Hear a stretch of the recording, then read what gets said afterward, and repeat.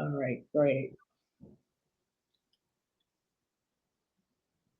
See, this is, oh, darn it.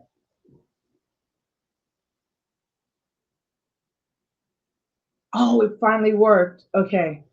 Everybody's been on a journey with me, Nana, because I've been trying so hard to connect StreamYard to Instagram. And Yes. I always flip it.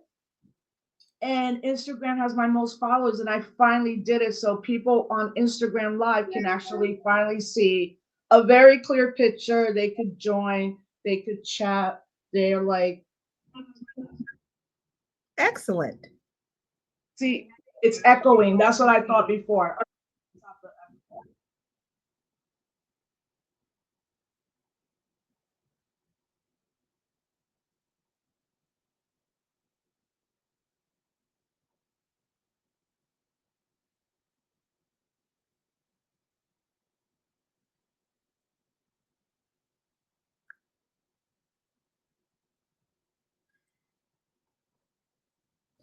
Okay. Woo, we did it, fam. Yes. Yay. Okay, hold on for a second. I just want to do this real quick for a moment.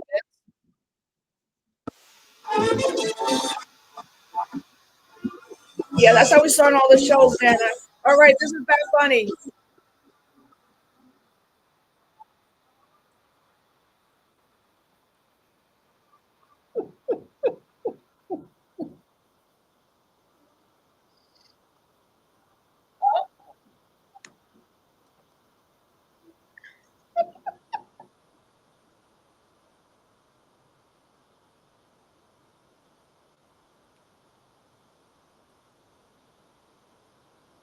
All right, starting every show with Bad Bunny. All right. We are in revolutionary times. We need energy, love, and fun. So thank you, everybody. Peace, everybody on Instagram. As you see, I could finally figured it out. I would love for you to subscribe to my YouTube page. Oh, I turned the music off. That was just a little intro, Althea. And on Instagram, I can see you and you could drop questions. So let's start. A lot has happened in the day, as usual. So, where do I want to begin? Well, first and foremost, everybody, thank you for being here. Thank you for continuing to support Disrupt the Chaos, sponsored by Cooperation Jackson. The more people watch, the more people share, the more we can do. I'm happy to have on Nana Gyamfi. I've had her on twice before, and I will continue that because I really know this plethora of immigration organizations doing great work. Baji, make sure that Black Alliance for Just Immigration does not forget Black people, African people throughout the hemisphere, because obviously the whole narrative to this day is that every immigrant is either Mexican or Central America and leaves out 90% of the world. So I'm so happy because things are happening so fast, y'all. So it was really good at breaking that down for us. Okay, let me do a little update on the story. I think it was a month ago when the brother Robert Brooks in upstate New York at near Rochester, New York. For people who don't know, that's about 3.5, 4 hours away from New York City. And yesterday, the Onondaga County Medical Examiner's Office determined that Robert Brooks died as a result of a compression of the neck and multiple blunt impact injuries. What that complication of the neck means is that basically, like, it got separated, like the bone probably shattered, and it's horrific to even think about it. And of course, they always have to say he had weed in his system like the rest of the world, but says it's not a factor in the death. So that happened yesterday. So I'll be having a lawyer. Um, uh, when we first heard about this case, I reached out to her and she immediately came on that night. So I've already said, okay, this is a follow up. But for folks that have been following the death of Robert Brooks, especially folks in upstate New York, it has been deemed a murder, which will mean hopefully they take those cops or COs. They've already been fired, but now they should not be they should be up in prison because they murdered him on camera while people were laughing, including the nurse, because people are so inhumane sometimes. Okay. Nan, I'm just gonna drop this a little bit and then we're going right to you because I had to write it down. Like this don't ever stop. Okay, so in Trump world today, he has signed an executive order to ban transgender student athletes from women's sports. He talked about taking over Gaza and making it the American Riviera. I was like, do you know there's a whole world out here? I don't think you could just be like, hey, let me just drop in. But what he says, now I totally get what my friends from Palestine have always said about how incredibly beautiful and everything is about their land, right? So he's like, yes, let's make a golf course or whatever. He's insane, but he's doing the bidding or whatever. Him and old dude prime minister, I never say his name right, so I don't really care. Must be happy. He looked very happy when Trump announced that, but the rest of the world came back very quickly and were like, no, you will not be doing that. Okay, yesterday as well, his staff are drafting an order to eliminate the Department of Education. You know how our kids go to school and read and write in colleges and like all, he wants it gone, the entire thing. I'm telling you, this is in 2 days. What else? Oh, he is having employees snitch on other employees and saying that if they do, they might get a bonus. While he's forcing people to leave, but 25,000 people have said they're not coming back. Then today, the newly sworn in Attorney General, Pam Bondi, who is like, what's his name in Florida, the governor's best friend, said she will plan for the Department of Justice to pause any federal funding to sanctuary cities. And yeah, Elon Musk is apparently living in one of the federal buildings, moved his family up to the penthouse and live like, okay, I guess he's the president now. I do know this. A long, long time ago, I said, one day the president is going to be sponsored by corporations. Like when you see NASCAR, it's like Dove or whatever, chickpeas, so like all the patches. That's the president now, Nana. Like, Elon Musk is the president living up in some building, like people are like getting kicked out. And this is not specifically Trump, but I think this is important. Mark Zuckerberg has someone removed sanitary products from all the men's bathrooms in all their offices around the country and around the world, which have been provided for transgender and non-binary employees. And so I guess Zuckerberg was like, yeah, let's do that too. Nana, help us kind of like, yeah, to do it. See, my energy, I think something shifted where I did a fun show today with Amanda Seals, and I just realized like I've always been a person I have my like ups and downs, but usually I come with the energy, and I was like, I haven't been coming with it, and I have to, because we all have to be coming with the energy to do everything and anything we can do to stop this. People are going to die. Transgender people will commit suicides. If the DA is Attorney General is Pam Bondi, forget any cop ever getting arrested or anything around a police killing, maybe at the state level, but not at the federal level. So Nan, as it regards just kind of like all of this and trying to see our way into channeling said energy to organizing. Yeah, it's a lot. It is a lot in one way, and it's not in another way, which I know sounds strange. So, since January 20th, I know that I've been, first of all, thank you for having me on. Let me start with that. Let me not be so breathless. Let me start with that. This is really important, and I hope that people are supporting this show, supporting you, because it is chaos and we need to disrupt the chaos. And you were talking about disrupt the chaos before the chaos agent showed up. So it was prophetic in terms of the name of this show and really this movement that this show is leading. So I want to remind people, because I am not a millennial and I am not Gen Z. And there's a lot of ways in which those of us who are Gen X are sort of already treated as if we should be, gone and put out to pasture, though I insist on still moving. But one of the ways that I think Gen X and so-called boomers are really critical is in reminding people that we actually have spent more time in this world of attack on our folks from every level than we have in the world of, I'm going to say, movement for Black lives time period, right? The past 10 years, when people really felt like, hey, you can take over streets, you can do this, you can get arrested, you're going to get out, there's bail funds, there's what. Like, that's not the world you and I came up in, Rosa. Yeah. So let's be clear. It doesn't mean, and people say we're not going back, and we're not going back. And these people are not trying to go back. Let's be clear.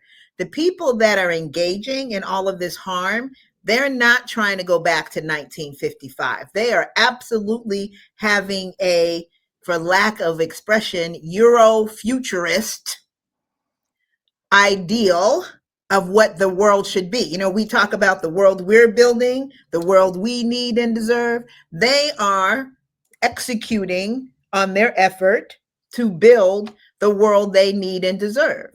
They feel like, and they are correct, that efforts have been successfully made to dismantle some of the world they were building and that they don't deserve, and they're pushing back. This is their pushback on our push. This is their defensive move. We are not on the defense. We've been on the offense. This is their effort at defense. The saying is that the best offense, they say, is a good defense, and that's what they're trying to do. They're trying to use their defensive moves to be an offense. And it's more important than ever that we remember that their world is the alternative, that, and it's archaic and it's decaying and it's crumbling, and that this is their effort to try to patch together the last hurrah of building the world they want. And that our world is modern. Our world is transformative. Our world is the world of the energy. And so our main focus should be protecting our people, or preparing, first of all, for what is coming. And I think there are a lot of people that have done a great job at that. Protecting our folks as this battle wages on. And again, I think there are a lot of people who are doing a great job of that, and pushing forward in the line that we've been pushing on. And those who have been doing that have been doing a great job, but obviously we need to move with the force that is equal to that being moved against us to make sure that we can move forward, not just hold the line. So I'll say that. I mean, what's not being shown with the media, in mass media, is how many injunctions are happening against what's going on and are being successful. What's not being shown is how there are people outside of just what you saw in Los Angeles or in Miami, Atlanta, Texas, that there are people all over this country that are pouring into the streets. What's not really being shown, until recently, because Congress people joined, is how many people are in the streets in DC, right? And so people are moving and people are fighting and people are winning some of those fights. Yeah, and I'm always happy to see folks out there. I just think maybe there has to be more of a coordinated effort around sustaining protests, not just like staying in the streets, but sustaining. I also feel like what the Republican Party has always been really good at is recruiting from when teenagers are in high school. Because when you go to most university, college, in higher education institution, there's always students that form a group because they're Republican or Democrats or third party. But the Republicans invest like hundreds of millions of dollars in summers to train them, right? So then the first year and then the second, and they keep growing around those type of politics. Yeah, I think we need something like that. I think the difficulty is, where would the money come from? What, because these nonprofits, not the nonprofits themselves, nonprofits right now are getting hit hard. I mean, I like we talked about it. I know so many of you are leaders of nonprofits and are like, well, we just lost one of the major grants, or we just, they said this part is over. So how do we kind of maybe do something nationally that can feed into bringing young people into organizing? So I think two different but related conversations. I think when we look at who's out here doing a lot of the work on the ground, that it is young people. Like when I'm going to stuff, I'm not seeing all these gray-haired people. I mean, I'm seeing us, us too. We there with the 2 and 3 gray hairs we may have. We're there, and I'm seeing people with head full of gray hair. But I'm seeing a lot of folks who are what I guess they call Gen Z. I'm seeing a lot of folks who are, younger millennials. I think that it is an intergenerational movement. I will also agree with you that the funds that are being put into that are not really happening. So what we are, as I say all the time, in the era of who gonna check you, boo, right? Who gonna check me, boo?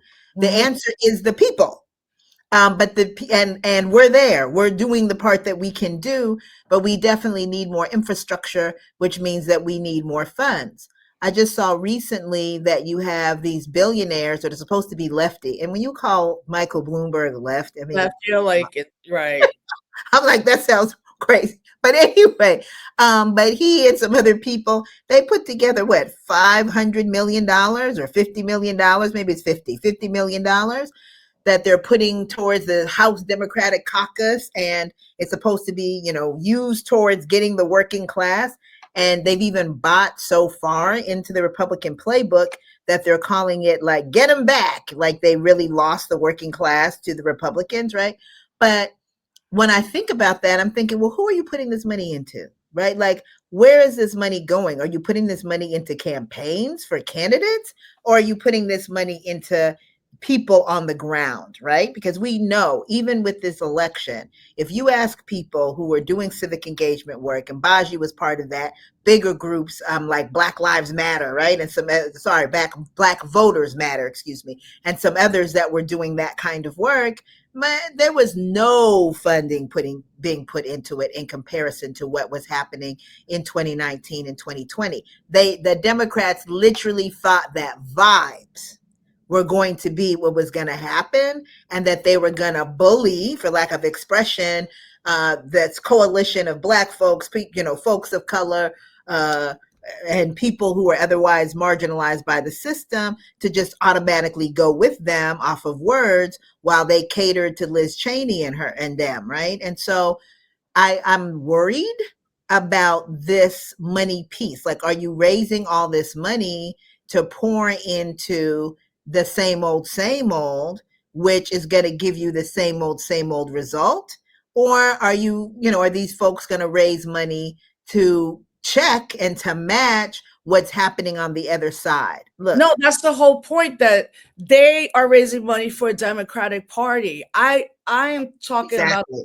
outside of an electoral anything. I look, we may never have elections the same again. Like, and I don't want to hear anybody telling us you were wrong, because they told us we were wrong with Trump 1, then Trump 2, then whatever the debacle of that campaign. But more like, these huge nonprofits should just be funding grassroots efforts, not civic engagement in that way. Because even though 75 million people voted for Trump, but a lot of millions of people either chose to stay home or voted, like especially Michigan, with the uncommitted movement, voted for everybody but Harris. I'm talking about more like organizations that are already there that know they could do the work, but they need the funds that are unfettered. It shouldn't have to come with like writing a report and what was the quantitative value of going A, B, C, D, E to stop immigrants from being uh rounded up. I mean, like Guantanamo Bay is now open, like 30,000. They're saying they're going to take 30,000 undocumented people from here. Yeah, well, they're not going to do that. But the point I was making Wait, earlier is the same point that you're making. But Huh? wait, go back to the Guantanamo Bay. They're not going to do that. They're doing it now with No, putting they're not. Salvadorians. They're not. They Okay. don't have, they're not. First of all, listening to the Trump administration is like I know. listening to the police public affairs guy. Okay. So let us stop there. Okay? Yes. Listening to those people is like listening. Remember when the first Iraq war happened and there was the brother in Baghdad that was like, we're waiting. And meanwhile, everything was crashing around him. That is what that is. Let's stop. Honestly, first of all, I want to make the point. I'll go back to this you and I are making the same point. I'm saying, why are you putting $50 million or 500 million, whatever it is, into candidates and into all of this other stuff instead of putting it directly into the people that can move on the ground? So you and I are making the same point. Okay. With respect to this comment, look, this this man knows full well. So I'm going to use Puerto Rico as the example. Let us go to our lovely Boricua, okay? Borican. These folks want to have a Puerto Rico without Puerto Ricans, okay? That's never going to happen. Exactly. They're never going to have a Gaza without Palestinians. They can forget it. If the Israelis have not bombed these people out of Palestine, he's not going to just suddenly remove 1.2 million people out of Palestine. That is not what is going to occur. As you see, they've already pushed back against that. He tried to bully Mexico. He tried to bully Colombia. He's tried to bully Canada. He tried to bully. These countries are looking at him and saying, get out of here. He told the Caribbean, we're going to dump people with you. They said, no, you're not. Not over here, right? He told the DOJ to pull money away from immigration attorneys working in detention. Just today, I believe it was, or maybe it was last night, the DOJ rescinded that order. I'm telling you that harm is absolutely happening.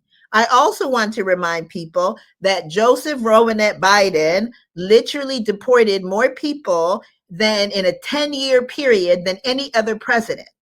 He is the deporter in chief. But as Malcolm said, he did it like a fox. Okay? He grabbed people that were in prisons. He grabbed people that were going between the jail and prison. They knocked on people's doors quietly, just, discreetly and non-chaotically in an orderly harm.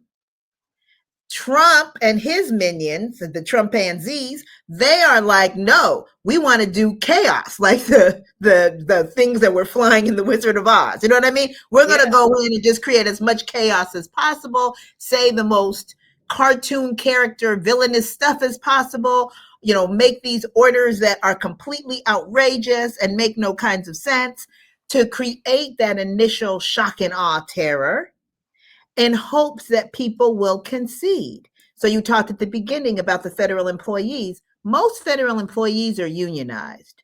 If you take them off of work, they're not fired. They're sitting at home still collecting a paycheck because they have a union. Those that say, hey, I'll buy out, it's because they were ready to leave their job. They don't have to quiet quit anymore. Now they can just real life quit and put money in their pocket. Okay? Yeah. And so that doesn't mean that there are some people who are not leaving in tears, who are not leaving upset, who are not feeling forced out. That's not my point. My point is that the conceding, the agreement that this man is omnipotent is what is going to have him win. Every time we recognize that he loses on a daily basis, we make sure that the fight continues. So right now, as it regards particularly Venezuelans and Haitians and Chinese folks, like what is that looking like on the ground? Because obviously the media will always just show the same B footage, particularly like young men that are mostly Latinos. They're not showing us Haitians, people. I wanted to understand more about protective status because the TPS or Venezuelans that he took away. So if you're Venezuelan, and where would you mostly be coming into entry with? Like on the Mexican border? So it depends because remember they created a whole program for people. So there was a program for people, and then you also had people that were coming across the border. The program for people allows you to fly in. The which is the program that they had for people from Cuba, from Honduras, from Cuba, from Haiti, from Nicaragua, from Venezuela, so you could fly in with those people. And then you have people that were coming over the border, right? I need to give people context when it comes to Venezuela. So the pull the all of the things that were pulled out to some degree for Venezuela, including TPS, including this program that started with Venezuela. Venezuela actually, amongst all of these folks, has been in a privileged position for a global South people. And the reason I'm using privilege in quotes, and the reason they've been in that position is because the U.S. is fighting with the government of Venezuela. That's the reason, just like the U.S. is fighting with the government of Cuba. And so they went out of their way. I mean, on the Venezuelan side, the U.S. was actually through their, how they have that propaganda TV or whatever, showing images of Border Patrol reaching into the water and pulling Venezuelans out of the Rio Grande and saying, "Welcome to America," and handing them flags. So they were encouraging people to leave Venezuela as part of their economic, right, psychological, etc., attack on Venezuela, on the Venezuelan government. Well, what ended up happening is that after a while, those people coming started being you and me. And they were like, wait a minute, that's not who we're looking for. We were looking for those Venezuelans who were like white and rich and trying to escape socialism. We weren't looking for people who were coming in response to the sanctions of 90% of the country's income imposed by the United States. And so that is partially the reason why, in spite of the fact that this administration is still fighting with Venezuela, they're trying to cut it off in terms of TPS because they want to make it the clear, in my view, they want to send what they see as the black and brown Venezuelans and indigenous Venezuelans back home and figure out how they're just going to keep these other people who may get asylum or some other process. So I think that's different than what's happening to Haitians, what's happening to other Caribbean Black folks, what's happening to Black folks from the Caribbean who have, in some cases, temporary protective status, and a lot of, in some cases undocumented, but just look at protective status as you've talked about, as you've lifted, where we have reason to be really concerned about whether or not that TPS is going to stand or not, depending on how this government has decided it wants to deal with our governments back home. So it'll be very interesting to see who gets dealt with first, whether Haitians are allowed to stay on, right? Maybe they'll try to calculate how many Haitians voted for them or something, but who gets to stay on and who gets to leave or who's forced to leave. And the same thing with Chinese folks. There's no Chinese TPS. Most African countries also don't have TPS, Caribbean countries as well. And so with Chinese folks coming to the border, that this shutdown of the border is going to impact them. It's going to impact African migrants, Haitian migrants, other migrants, indigenous migrants, and others from Central America and other parts of the global South. It's going to be serious. Of course, Biden had such an asylum ban beforehand. It's just the grip is going to be tighter now, and therefore the fight for us is going to be more intense. So they're rounding up people.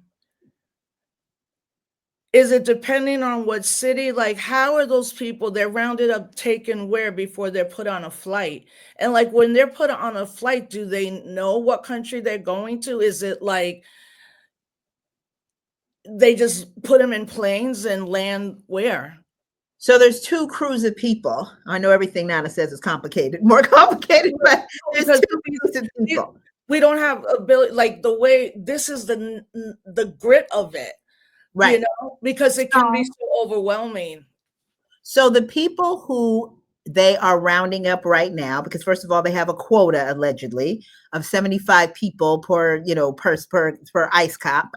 And so some of these people are just being let go just on the strength, because it turns out that they're not even deportable. Okay. So let's be clear Yeah. about that, because I don't even see 75 people in a day. So imagine if each of you has to get, each person has to get 75 people. They're just grabbing people who, they can grab if they're meeting their quota, which some are, some aren't. I just saw a report today that ICE is releasing people from detention because it does not have capacity. Right. Because it's not normal to just run around grabbing people. That's not a normal thing. I will also say that deportation, even expedited removal, and I'll describe that in a minute, is like eviction. It's not that they just grab you, put you in detention, the next thing you know, you're on a plane. That's not how it works. There is a whole deportation proceeding, there's process, and those courts are backed up. So in terms of regular deportation, you have the opportunity to try to see if there's some other basis that you have to stay in the country. There is a process there. That's why these attorneys, these pro bono attorneys, are really important. But there is a process there. If you were in this country for less than 2 years, which some of the newly arrived migrants are going to fall in that category, then they have a much shortened process called expedited removal to get rid of, to deport people. And in those cases, it's still a process. It's just a shorter process. But it's not like they grab you and then a month later you're on a plane. The people you see that they're deporting now are people that have been through a process. Some of those people before the administration was even here. It just got here, believe it or not, 3 weeks ago. Some of these people are from 5 months ago, from a year ago, from 2 years ago. So these are not the same people that are the people that are being detained in this very moment. And what he's trying to do, to your last question, is to find other places that people can be taken to, because some of the home countries of people are saying, hey, because of the way you're acting, we're not going to accept people. Okay. You cannot be sent to a country, your home country, unless it accepts you. It acknowledges and agrees. And so some of these countries are saying no, which is why they're going to people like Bukele, excuse me. I call them Bukalele because I mean, Bukele, who is terrible over in El Salvador, to say, okay, where one in every 45 people is in prison, and saying, we'll send them to you. And he's like, yeah, I'll take them. And I'll take US citizens that have been criminalized too. Yeah, that's what somebody here was saying, that El Salvador is accepting all the quote immigrants because of their president's agreement with 47 and Mark Rubio. So he can't accept all of them because El Salvador just doesn't even have that capacity. They barely have the capacity for all. I mean, one out of every 45 Salvi in El Salvador is in prison right now. No, I Imagine think what this person is saying is Mark Rubio is also there to talk about potentially expanding the prison complex in El Salvador. Absolutely. But I mean, people need to see how many people are expelled, or excuse me, deported from this country every year. It is millions and millions of people. Before Trump, he does not have the space for all of those people. But it is, what Trump is trying to have, and Marco Rubio's there as Secretary of State, right? What Trump is trying to have is get some country to say, yes, they'll do it, so that he can check that off of his box, like some new country. And so, Bukele is saying, yeah, I'm game. But importantly, and I want people to hear this, he also says he's game for people who have been criminalized who are US citizens. So if you end up being convicted and sent to federal prison, Bukele is saying El Salvador is a place that he's willing to have you end up in. That's going to make family visits very difficult. Damn. Wow. That's what I'm saying. With him, he has crypto money, and he, instead of the money of the country, he is totally trying to be one of their boys. He's so happy, he don't know what to do. Because he been with his white Tino self trying to be up in there. I should always be ready. Nana calls them white Tinos, y'all. He should be ready, but he has never, he's so happy he doesn't know what to do. He feel like a whitino Elon Musk. He's so excited, but no, you are not a whitino Afrikaner. At the end of the day, Trump and them will throw you in the trash too. He'll look up, as I said to someone, hey, Noriega also thought he was somebody's boy. And he Right. ended up in federal prison. No, you don't belong. So I mean, we're seeing like schools, and well, schools a lot have been like telling ICE you can't come in here, Absolutely. and reading and like protecting their communities. What is something people should be doing now? If they're like maybe in a smaller, not a big city, smaller people obviously are getting together. Like, what kind of support is needed? So I think that the know your rights is basic. People, we used to do know your rights all the time, even in the Right. context of police, as you know. And then people decide, I know my rights already. I don't need to get okay. Now that it's time to pull them out, they can't remember anything. They're calling me, they're texting me in the middle of encounters. I'm like, okay, this is why you're supposed to practice. But know your rights are really important. You can go to baji.org. We'll have that information up on our website. If you go to Instabaji, you'll be able to see some slides, save that. So you have that. But the basic know your rights, those freedom mantras, Rosa, I teach them and train on them all the time. Those are basic. It doesn't matter if you're in a small town. It doesn't matter if it's a workplace. It doesn't matter if it's a school. It doesn't matter if you're stopped in the street. You have basic constitutional rights, even if you are undocumented. If you are the Black, undocumented, transgender, non-binary, disabled person who lives below the poverty line, you still have criminalized. Let me throw that in there. You still have constitutional rights, period. Yeah. And so you have a right not to talk to them. You have a right not to be around them. You have a right, to an attorney and to tell them, I'm not going to talk to you. If am I free to leave? If you're not free to leave, you can tell them, hey, I'm not going to talk to you. I need my attorney. You have a right not to be searched. Like, you have those rights. And so whether you're at school or whether you're at work, if you're an employer, you have rights. And the people who work for you have rights. If you're at school and you're a school administrator or a teacher, you have rights. And those students and the faculty that are there also have rights. So we just have to keep reminding people that, hey, we have rights, and people should not be able to take those rights away from you, right? Whatever they do is what they do. What's important is how you hold on to your rights. Yeah, I just saw this. A friend of mine, I'm going to screenshot it so I can read it to the audience real quick.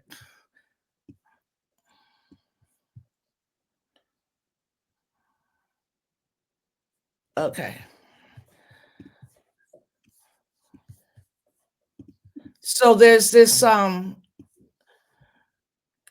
I just recently saw, and it says, as of now, when it's for undocumented immigrant folks, the Anne Frank rules should apply. Protect targeted people, make sure they don't disappear. Hide targeted people, make sure they are informed. Deliver no usable information to any official person. Offer no help or facilitation to any official prison. Surround yourself with trusted people who feel the same. I love that. It's like, because I've seen them go into houses and those folks, like, first you don't have a warrant. So ICE can't even go like in there. And you could see the officer then try to scare her. And she's like, you got a warrant? Nah, we good.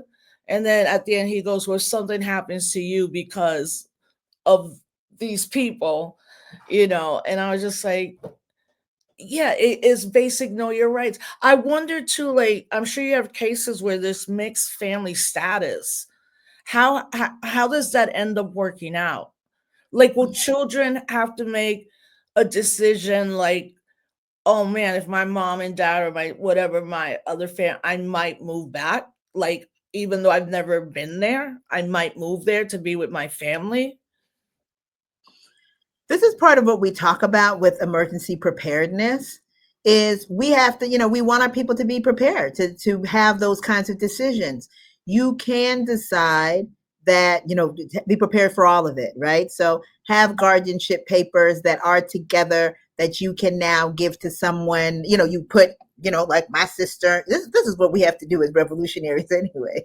When my Yeah. child was young, right? I was like, here's the paperwork. If they come get me because I am not a Gyamfi, then at least I know that my son is going to someone who loves him, who cares about him, who has the means to be able to take care of him, whatever.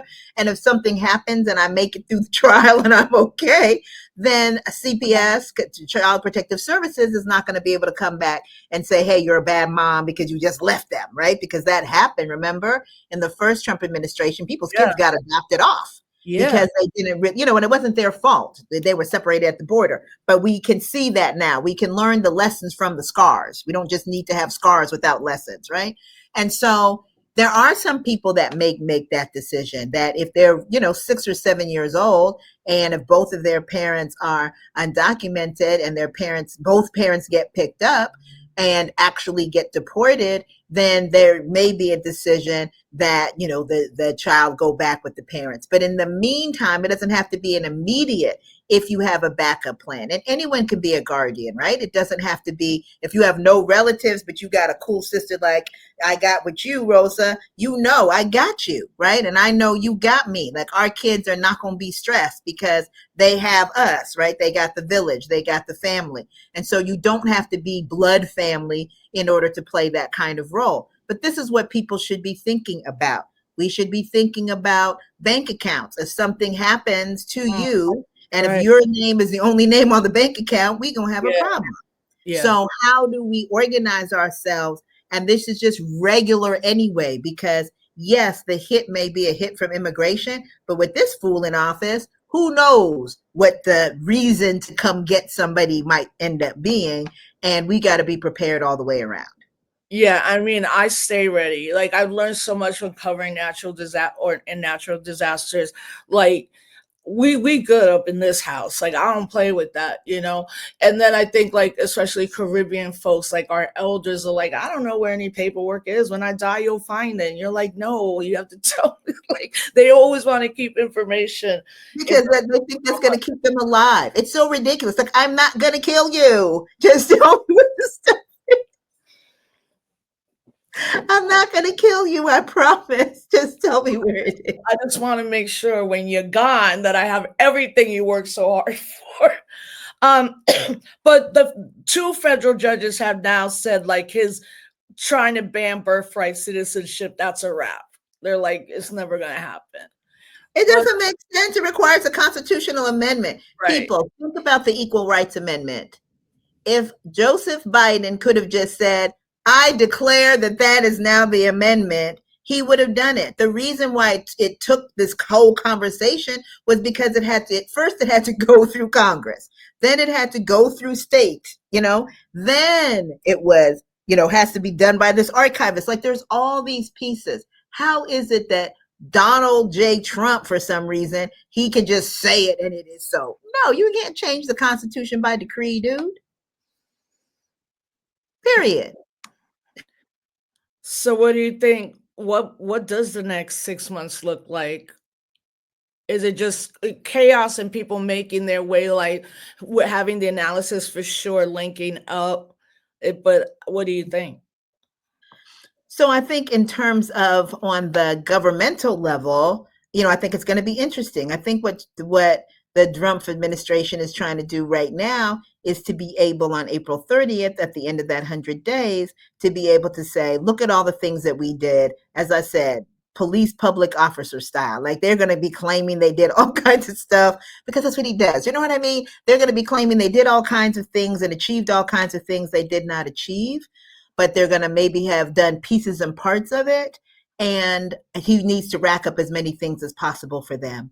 I think by that time, people will, if these tariffs and all these things continue, if the monies are frozen here and employees have been sitting on their behinds for 4 months, I think people are going to start even pushing back more and more.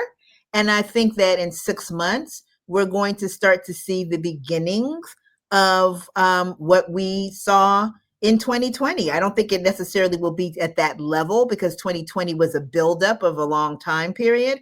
But I think we're going to start to see the beginnings. I think the summer is going to be very much different than January. Yeah, I mean, I was thinking about that. I'm like, you can only push people so much. But when he went in on the tariffs, like what he did right was we're going to have to feel the pain. He ain't talking to us, he's talking to his own people. Right. And like right now, like some people like, I don't understand the egg price. Like, what does that have to do with inflation? When you work in a restaurant, most everything has eggs. Like that's like the number one thing that people would either eat, have, or like Waffle House is like, we got to charge you $1 per egg now. It's not funny in that sense, but it's like they're going up again. So now with playing around with these tariffs is going to impact the people that voted for him. But you know what? I also think most of those people are in Stockholm syndrome at this point. They're like, oh, okay, yeah, we're going to feel the pain because something better is going to come down the road when it's not. Well, So, they don't feel it yet. Here's the thing. yeah. Who feels it knows it. That's what Peter Tosh taught us. Who feels it knows it. They don't Yeah. feel it yet.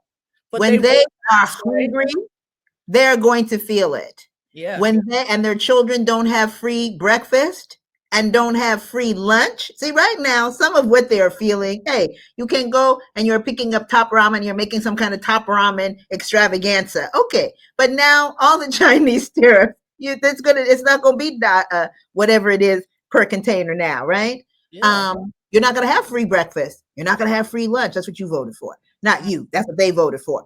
Your health care, your insulin that thank God had gone down to $35. It is not $35 anymore. You and I remember, and not to say that it left, but we remember very clearly how we had elders that were choosing between eating cat food and getting their medicine. Yeah. And there was a little bit of a break for that, right? With the Affordable Care Act. And I'm not saying there weren't people still doing that. I'm saying that number had shrunk somewhat. And now that number is going to expand. People who never experienced that, if what this man is trying to do is allowed to happen, are going to start to experience that. I have friends who I love dearly who are, pretty conservative, of all races, who have not really felt like this was something that was a they problem. They thought it was a me problem, like your people, the people you're fighting for, you and your people, right? And they're like traumatized. Like, wait a minute, these people might actually get rid of Medicare. You think? They might actually get Social Security. You think? Yeah. Now you're about to feel it, so now you're about to know it. Yeah. What can I do? Yeah, I mean the inflation, I've never ever noticed it in my life till like this moment, but I don't know. I hope that we do get something going like 2020 and this time be smarter about it, and because these are people's actual lives that are being destroyed. I just can't imagine someone every day living their life in fear, like every time you walk out, you don't know, and one day they'll be brutal, because they always are. Will there be more police killings over, rounding up people like they're doing? And I'm like, I know what I can do. It just doesn't seem like it's enough. So that thing of like, at some level, this is going to break. And there's going to be people that are going to be like, yo, what? We can't take this though. God forbid there's another pandemic, which is very real right now that obviously nobody wants to talk about because it's like, oh God, we might have to go through that again. I think we're going to have to go through those moments for the rest of our lives. I don't think it stops. It's not back to back, but 2 years was a long time, and everything that kind of broke down infrastructurally. I think too, I understand now that obviously the United States is I'm literally can't believe I can't say the word capitalism. This economy is dependent on other world economies. Now I understand China. Like I get it, but I was like, oh right. Like, we're a consumer nation. We buy, buy, buy, buy, buy. We don't create as much. And then, of course, you can't ever be China at that level. But now I get how this economy is dependent on the world. Yeah. I mean, absolutely. And you know, you get it. And the people that are doing tariffs on tariff for you, a tariff for you. I mean, when they was like, I'm gonna do 25% tariffs on Colombia, I was like, your coffee. Your coffee. You people cannot live without 4 cups of And your coffee. chocolate. And your chocolate. I'm like, I'm so confused. Why are you thinking this is a fabulous idea? As a Mexican president was like, really? You forget how much you do with us. And I'm not even saying everything Mexico does with the US I like. We have a film on Baji's website called Mexico is Hell for Black Migrants. And that is absolutely true. There's a lot that Mexico does with Black migrants that is shameful and disgraceful. But What's it called? Mexico is Hell for Black migrants. Oh yeah, we need to put that in the chat. And it's on our homepage, top page of baji.org. But you know, so it's important. We're actually screening it at the Pan African Film Festival in Los Angeles at 2 p.m. this Saturday. But yeah, it's we I think need to know that we have people again that are fighting back. That we also need to remember that some of us, like myself in California, perhaps yourself in New York, we actually have been in a more privileged space than people in most of the South and in the most of the Midwest who have been living hunted. I mean, in Texas, they use their, what is that, Amber Alert system, literally 3 Haitians, they don't even know if they're Haitian or not, 3 Haitians and 4 from Central America have jumped over the fence, literally. Louisiana, I think they started a bounty hunter system, right? Mississippi, that the Mississippi district attorney is trying to get the state legislature in Mississippi to pass a law which will allow people to bounty hunt against undocumented people, and if they get deported, he wants them paid $1,000.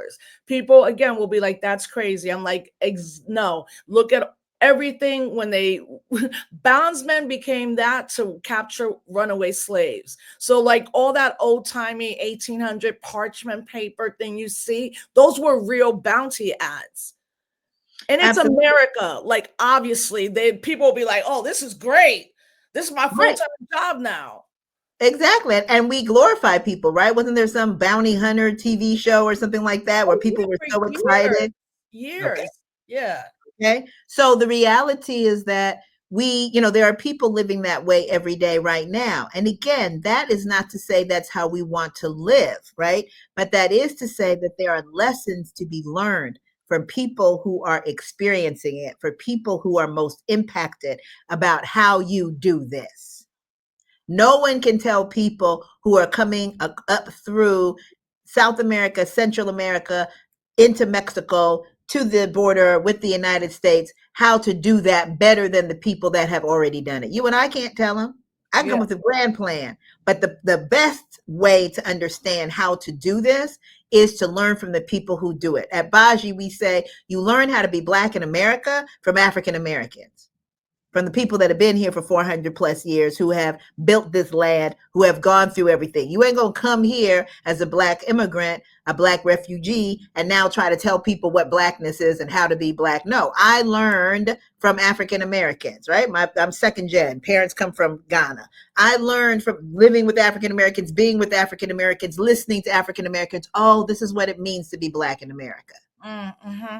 Right. Yeah. And so we have to learn. We will learn how do you live as an undocumented person when you are literally being openly hunted from those undocumented people living in the United States in, as I said, places all throughout the South, places all throughout the Midwest, and even some places in the West and the Northeast, right? You're going to learn that from the folks who are actually going through that. And so we have to be willing to hear people's stories, which aren't going to be told on, these TVs and all these, because they have to be a little more hidden for the most part.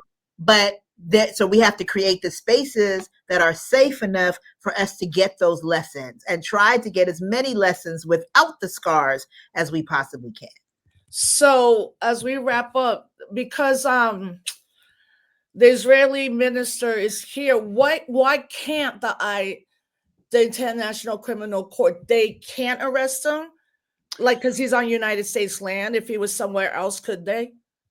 So it's not usually the court that arrests, it has to be the country that the person is Oh, in. And so okay. the United States could decide to arrest him, but the United States is his co-defendant. Right. I'm like, okay, that's all I That's need. the grimy. So they're not going to do that, right? Yeah. That is the co-conspirator or the co-actor, right? So they're not going to do that.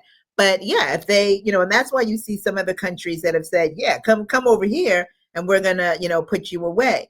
Obviously, I'm an abolitionist, so my thing is not necessarily the solution of the international criminal courts. I would focus more myself on really dealing with the powers that be, because those people are individuals. You arrest them and you still got people that come up right behind them.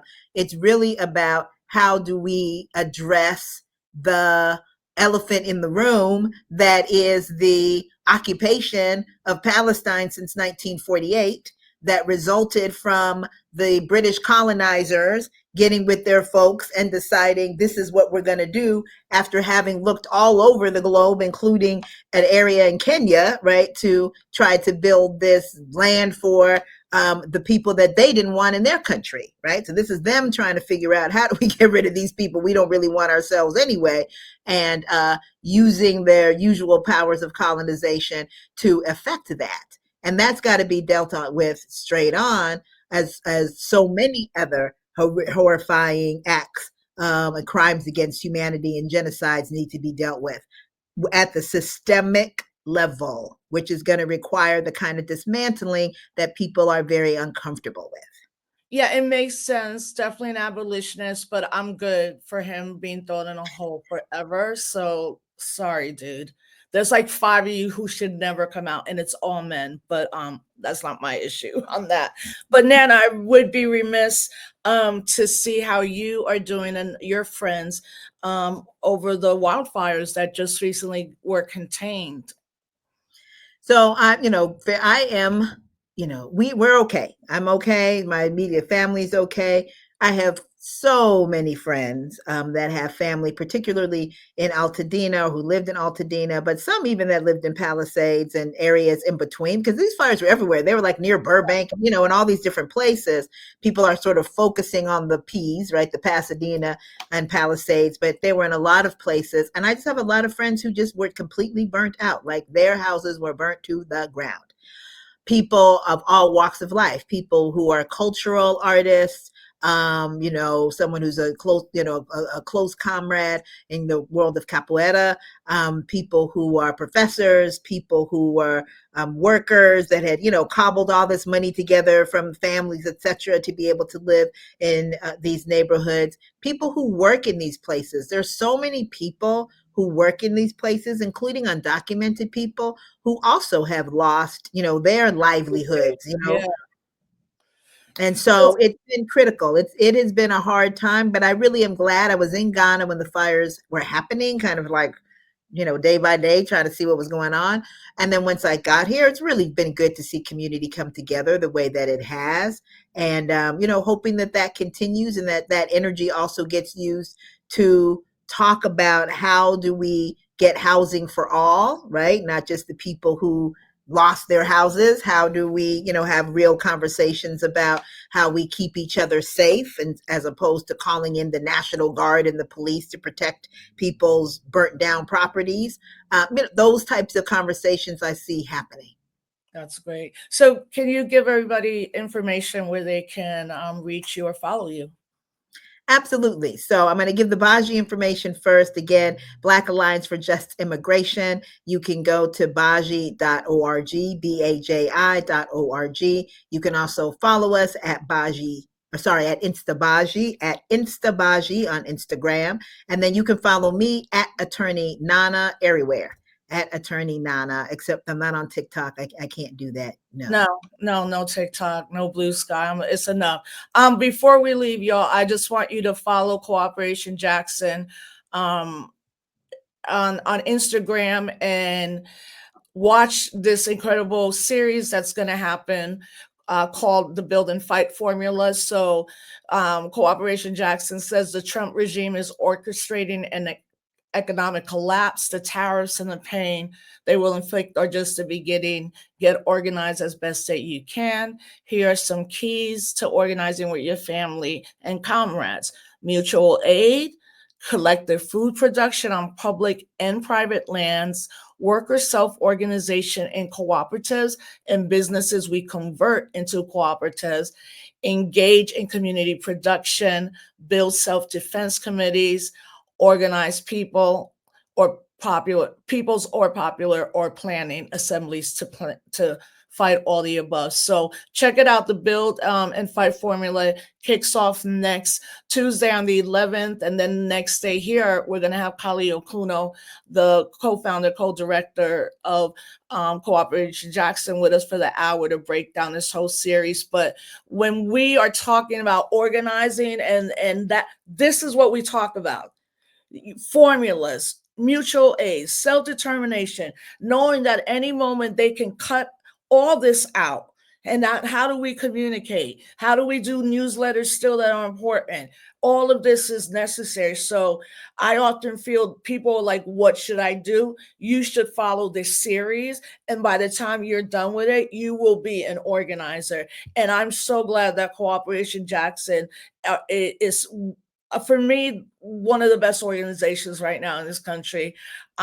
Definitely I'm biased, but I'm not biased about the fact that Cooperation Jackson has also been from the beginning teaching us new ways to be with each other, new ways to even rebuild. Like you said, Nana, that's horrible, but it is an opportunity in Altadena to rebuild. It's the same a little bit in Puerto Rico. No one wants a hurricane. No one, we all know that. And too many people lost their lives.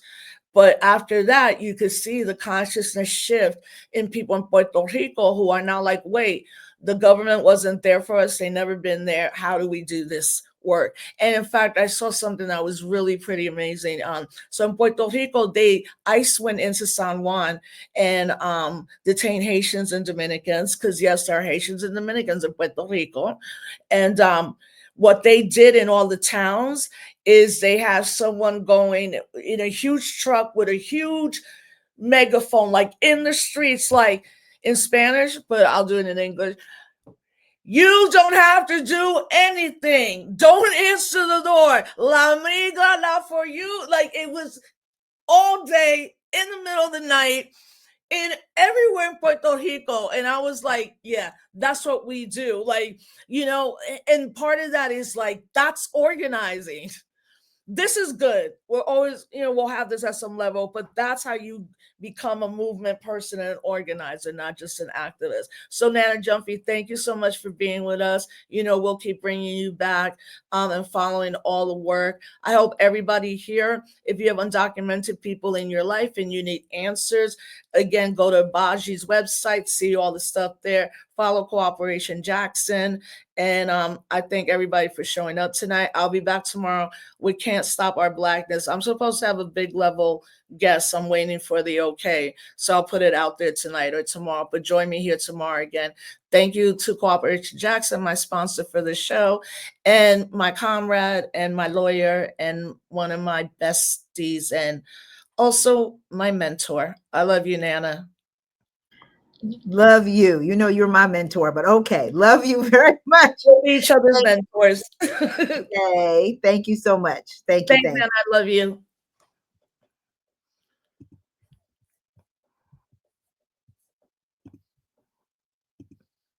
So yeah, everybody, thank you again. Hey, everybody, thank you again for watching. Like I said, join that. Well, no, all you got to do is tune into the series. I mean, and again, this is the nuts and bolts of organizing, right? And I think we've lost that in a couple of generations because of social media, but as we say, social media is not like liberation. This is where you can find some tools. And I'm so looking forward to this Build and Fight series. You'll be an organizer by the end. What a beautiful thing. And thank you, yeah, Amanda Land. Thank you, Amanda Seals. Love that sister. I've known her forever. She's a powerful, powerful voice, a beautiful person, and will also tell it like it is. I had such a good time this morning. Amanda Land, watch her every morning too. So I'll see you everybody tomorrow. Keep following us. Subscribe to my YouTube page. I was glad to see everybody today. Get my little mojo back. All right, fam. Peace. Bendición.